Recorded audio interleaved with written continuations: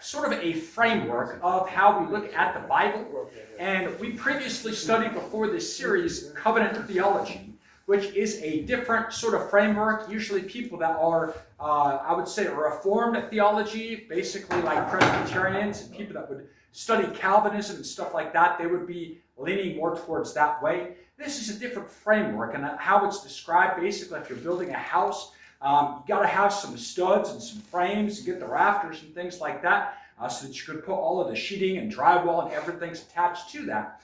And sort of this dispensationalism is kind of a framework that we can sort of kind of build a picture, kind of stepping back away and looking at what the Bible says as a bigger picture, kind of a way of a framework to look at the what the Bible is saying as a whole. So kind of a quick definition for you. Dispensationalism is a Christian theological framework for interpreting the Christian Bible, which maintains that history is divided into multiple ages, called dispensations, in which God interacts with his chosen people in different ways. And that's the important part here, because a dispensationalist is not going to look at things the way that a person that believes in covenant theology is going to look at it.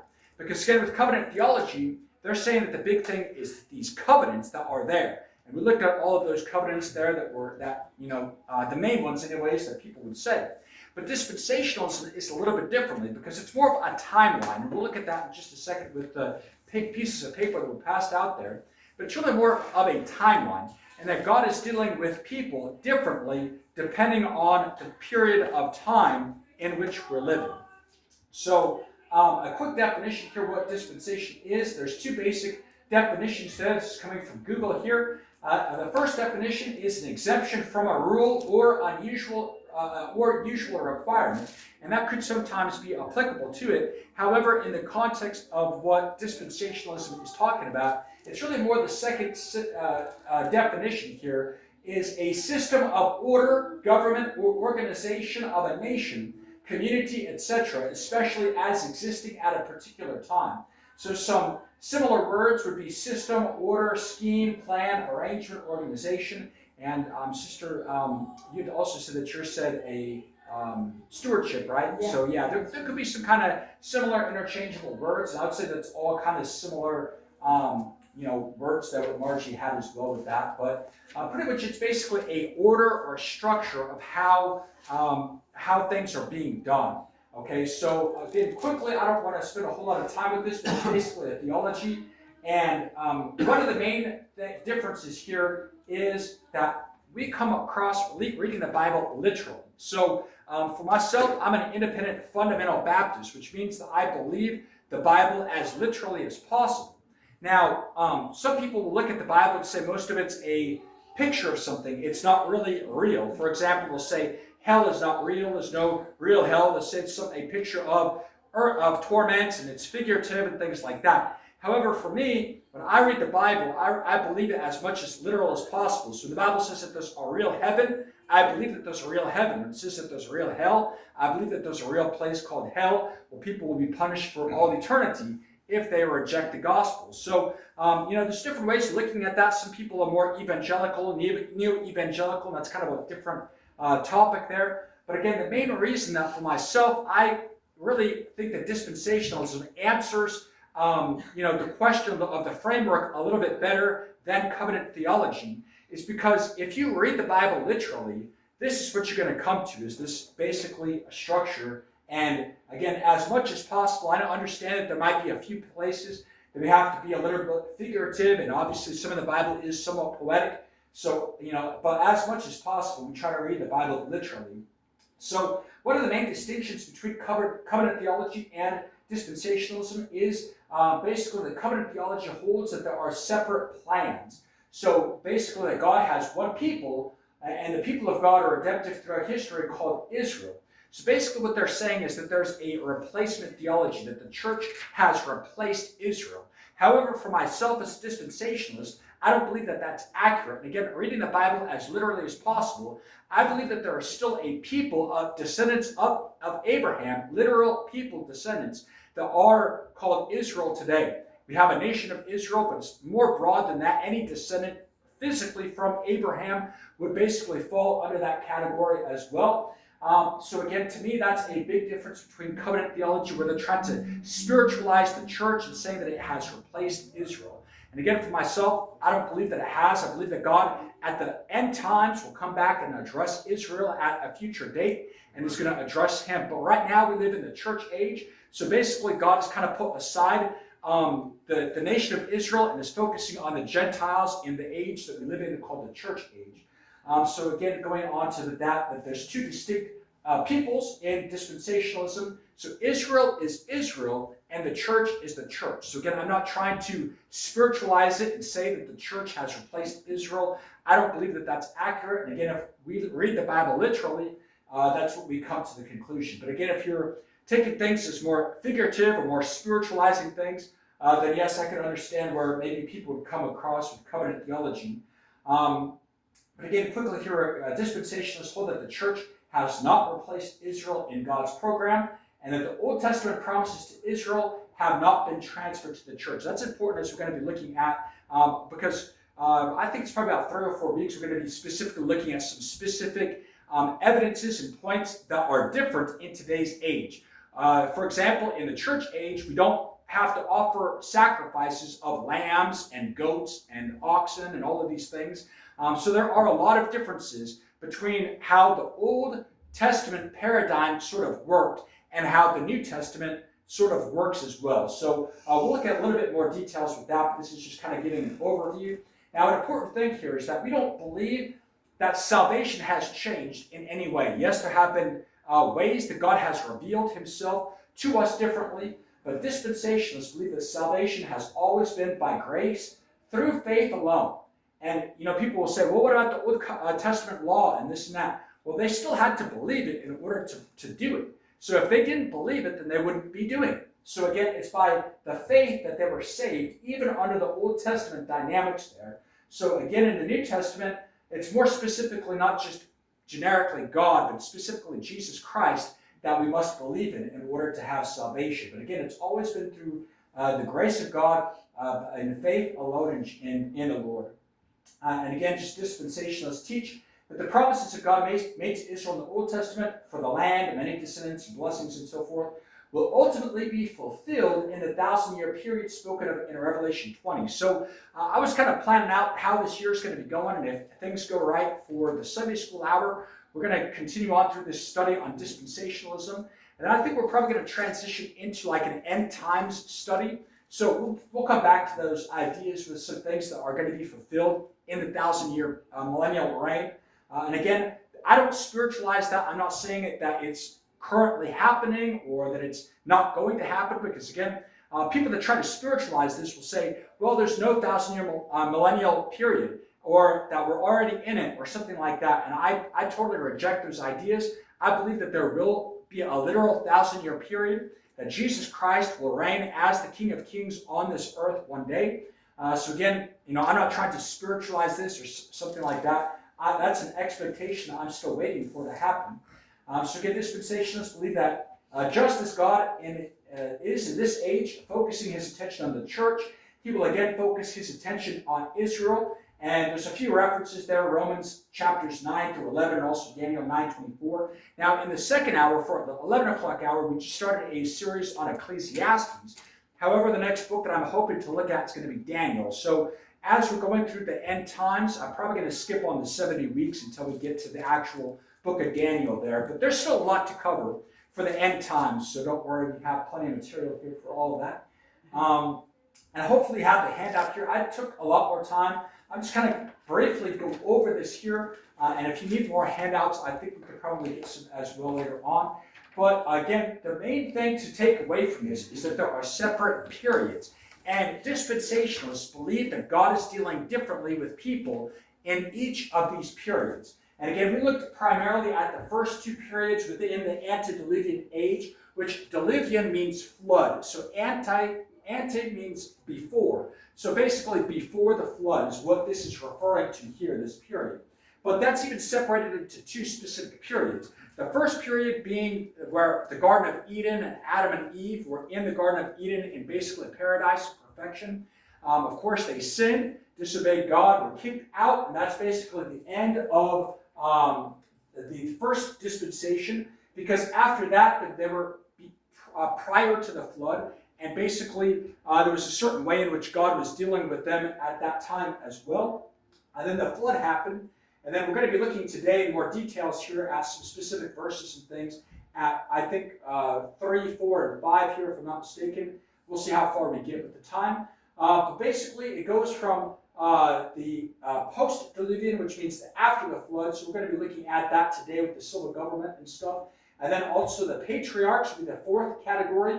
And then in the prior to Jesus coming would be the fifth dispensation, which would be the law, which is like the Mosaic law and so forth as well.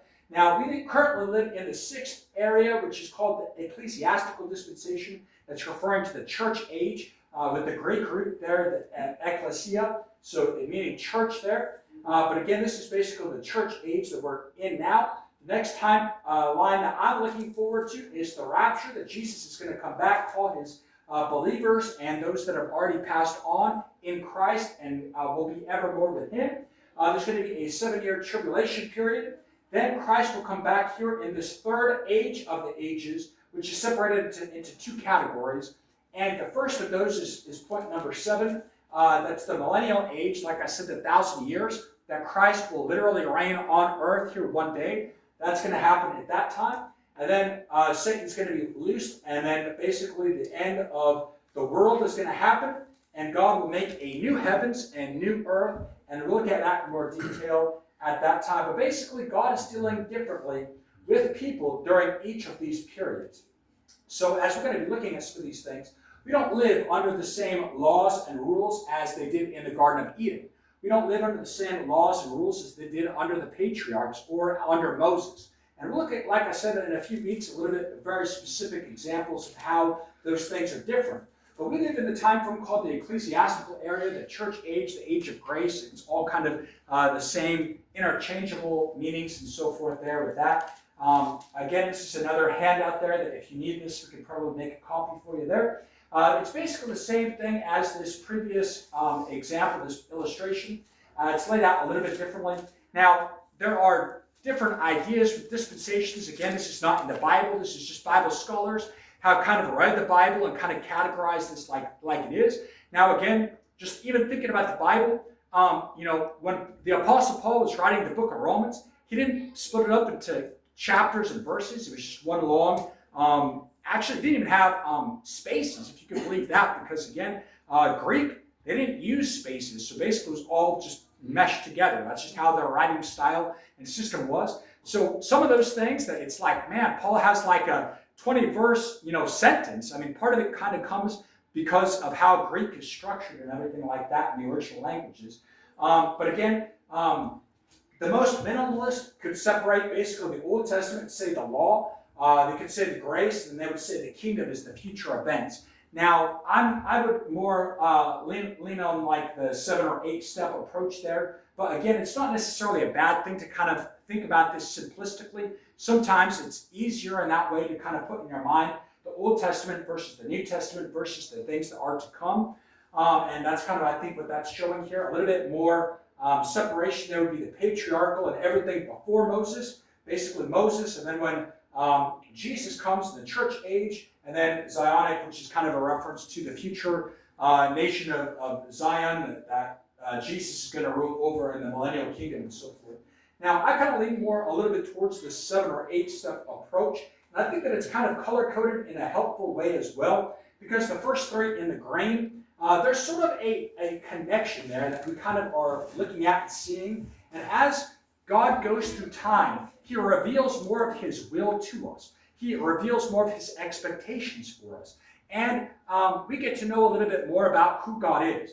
Now, people will sometimes get confused because they think, well, the God of the Old Testament seems like he's all judging and all, wrath and, expectations and things like that. And then it seems like when you read the New Testament, it's like, man, there's grace and there's love and there's mercy. But sometimes people get confused because it's like, how can you have the God of the Old Testament and the God of the New Testament that seems so different? But really, it's the same God. It's the same person. It's not different. But we find that the Old Testament was given so that we can learn that we can't meet God's expectations, that we need Jesus, we fall short. And we find that that's why God gave us the laws, the expectations, the judgment, because that's still consistent even in the New Testament as well. But anyways, continuing on here, I don't want to take too much time there just as we're reviewing. We get to the patriarchs like Abraham, Isaac, Jacob, and so forth. And then Moses comes along about 400 years later, gives the Pentateuch, essentially Genesis, Exodus, Leviticus, Numbers, Deuteronomy.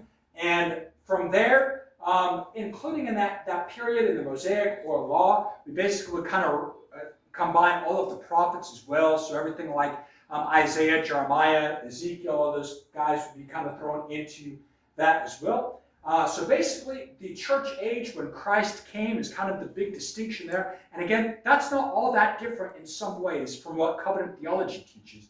Because if you think back again, there are some specific covenants that were given to Moses, and specific covenants given to Abraham, and specific covenants along the way to basically Noah and so forth as well. So again, the timelines are somewhat loosely connected. So again, there are some overlaps. And again, I'm not totally against the idea of using covenants and things like that. I just think that there's a stronger framework to build the idea of connecting the Bible together than what covenant theology gives us. So again, looking at this next period with the grace or the church age, again, that's basically from the time of Christ up until present day. And then the millennial kingdom is going to be that future point after the 7-year period of tribulation that Christ will reign on the earth. And then the final eternal state, which is talking about heaven, or essentially the new heaven and new earth as God is going to create that. So all things will be done away. There's not going to be any sin in heaven. It's going to be a perfect place, just like in the Garden of Eden, sort of all over again with that idea there. So we already looked at this again as well, but the innocence or Edenic age, we looked at those verses and things last week, so I'm going to skip over this, but that is there if you wanted to reference that. The next section was the age of conscience, or antediluvian. We also looked at that last week, and again, we're referencing the grain section, which is where I put that in grain. So I did not get here last week, but we are in what is called either the human government or civil government. Both of those, again, kind of interchangeable there. But if you want to turn in your Bible with me here, we're looking at Genesis chapter 10. And of course, I'm not going to highlight all 3 chapters there. We're just looking at a few sections that I think will give a good kind of a feel or an idea about that as well here. But Genesis chapter 10, verse number 8 is where we'll start off there. And again, this is dealing with like human government or civil government. Because again, before that happened, how were people organized? Well, it's by the family. Okay, so basically Adam and Eve. Okay, well, who is the head of the government? Well, it was Adam. Okay, then when they had children, who is the head of the government? Well, still Adam. Okay, so that was basically the family structure. And all the way up until about when Noah came along, that was sort of the basic family structure and also quasi-government structure that people had.